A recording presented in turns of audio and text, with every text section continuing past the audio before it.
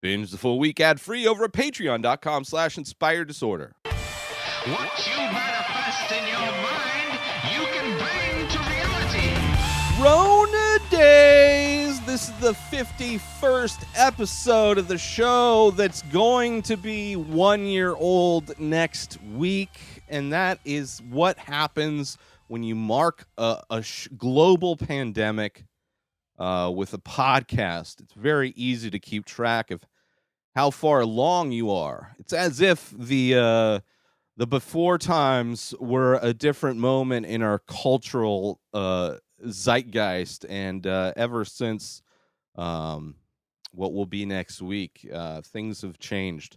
We're still in it. We're still in a pandemic, despite certain states like Texas pretending that there isn't anything going on, like Florida, who's pretending that anything, just ridiculous, doing everything to shoot ourselves in the foot, as a country, selfishly. They think it's insane. I've seen so many people just disappointing. I've had to unfollow people that I never thought I'd be unfollowing, but just people from Texas that think it's a great idea, that think mask wearing is somehow infringing upon their freedom, like trying to keep the spread of a global pandemic is somehow against their ability to live their life in some way, because their restaurants are closed and they can't go to the gym or whatever their excuses are for not valuing human life. And it's a tough time. I understand how some people take it, but if you consider what Texas, first off, how horribly they care about you during a time of crisis, but like clearly pretending that a pandemic is over when it's clearly not over yet. Just because there's a vaccine that's slowly getting rolled out doesn't mean everything's done. Just because numbers are going down from the holidays doesn't mean things are gone away. And it's evolving too. So it's like, what are you going to keep alive? You don't want to kill the pandemic. It's clear. That's not a focus, because if you did, then you'd wear masks and you would stay away from each other. If you really wanted to get rid of the pandemic, that's what you would do. So you don't care about that. So you don't care about the people that have died, the 500,000 people that have died just in this country alone. But also you don't understand that people travel. And just because your state says it's open and everything's hunky-dory and you feel that as a state you have the right to do that, doesn't keep you from traveling to all of the other states spreading the coronavirus, or other countries for that matter. And as somebody who lives in a city that is a vacation destination from people all over the world, which is also a big reason why we're such a hot spot for the virus, it's because of your personal freedom that you value more than the people around you, which is a bummer. But as for me this week, I started off doing stupid shit. Well, first off, Monday I wake up. I usually order my groceries on Monday, right? I signed up for Instacart, their yearly service, so I get free delivery. I did that when things were exploding last summer, and I got a cold, and I got a bronchitis, and the last thing I would want is to get the coronavirus on top of an already lung infection. So I started ordering groceries a year ago, or it's probably getting close to a year ago. And they gave me a promotion. There's this promotion of like $100 of credit if I order, and they gave me like a window of like 3 days. But it didn't say, nowhere in the terms and conditions did it say any other details where it's like, you have to, your order has to be at least, this amount. It doesn't, like, this offer excludes alcohol or whatever. It didn't have any of that stuff.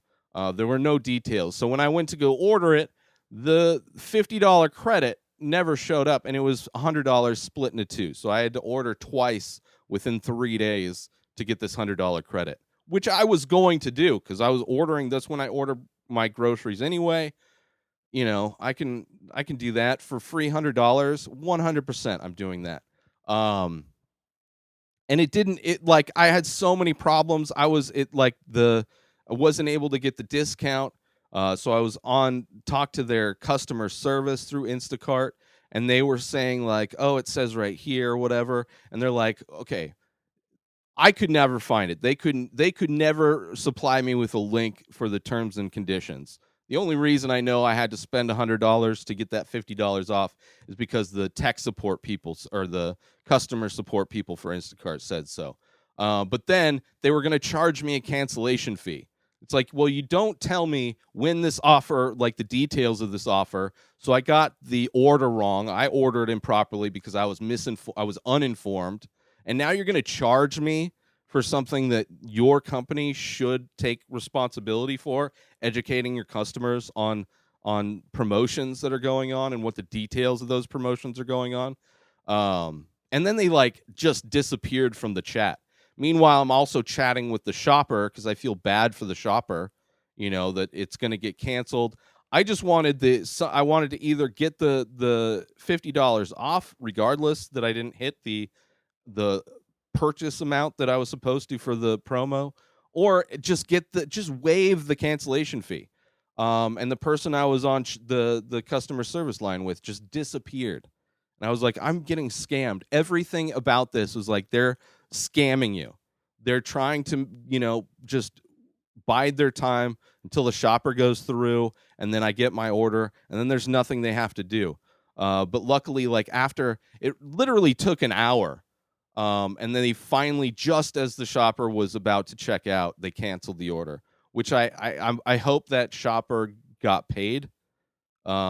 And then I had to reorder my groceries, and it took me like half of the day on Monday to get these groceries.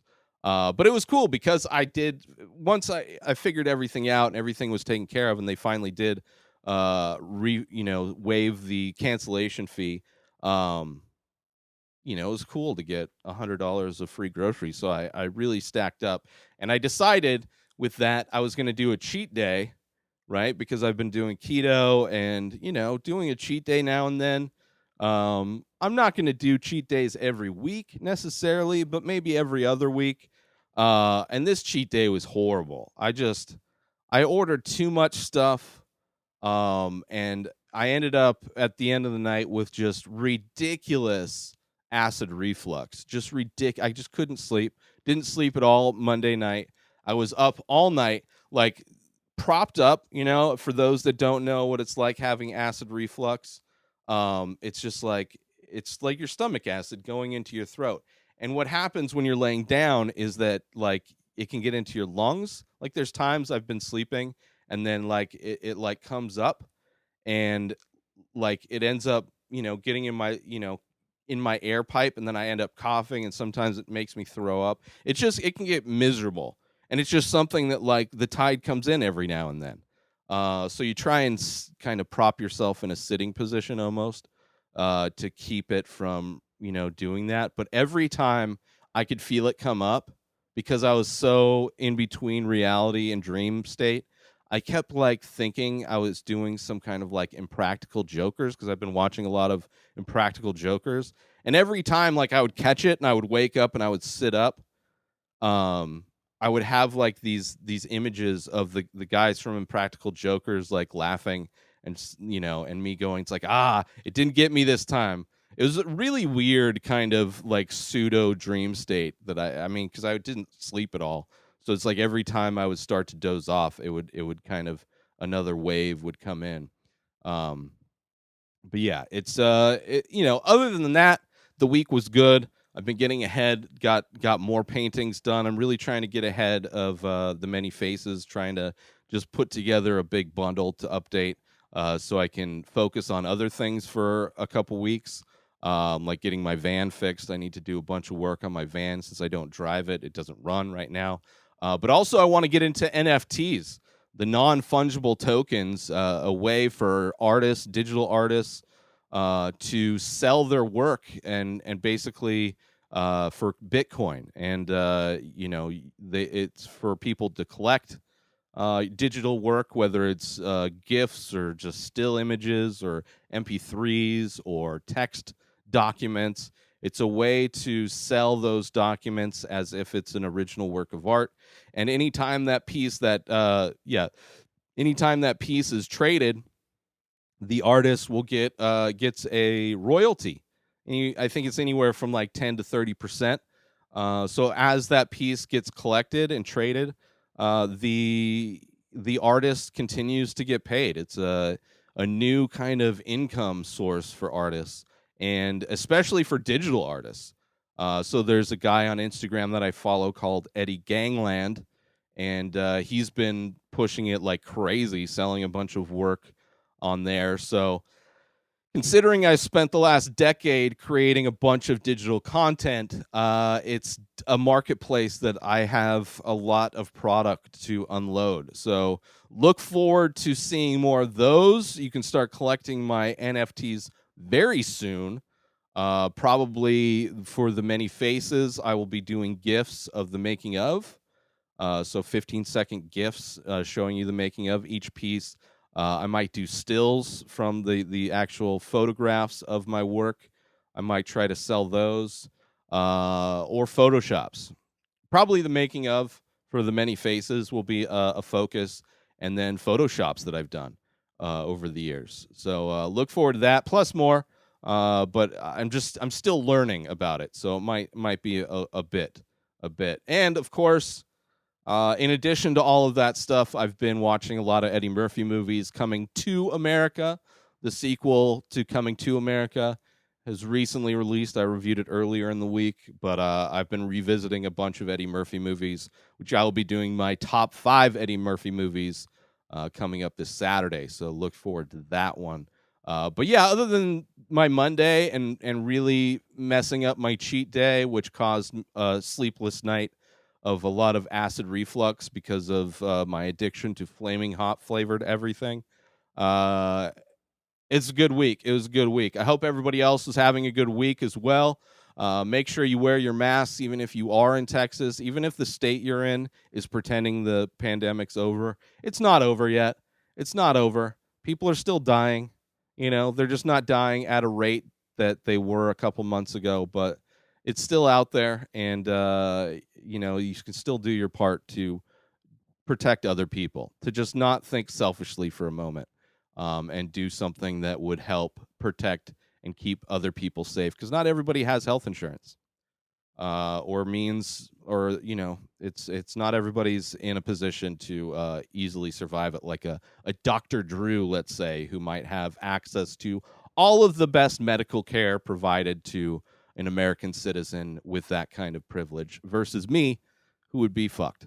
But I hope everybody else is doing good. Get yourself a free subscription to Kindle Unlimited when you go through my link, inspireddisorder.com/Kindle. That's unlimited reading and listening on any device. If you're a fan of stories and books and all of the things that can be printed in Word or read aloud, get yourself a free trial of Kindle Unlimited. Go through my link, inspireddisorder.com/Kindle. Sign up now and enjoy your reading. New episodes of The Ray Taylor Show come out every single day. Subscribe on IGTV, YouTube, and everywhere else podcasts are found. Binge the full week ad-free over at patreon.com/inspireddisorder. Buy Ray Taylor Show merch over at inspireddisorder.com. And follow the show on Instagram at Ray Taylor Show. Have a wonderful day, everybody. Peace out.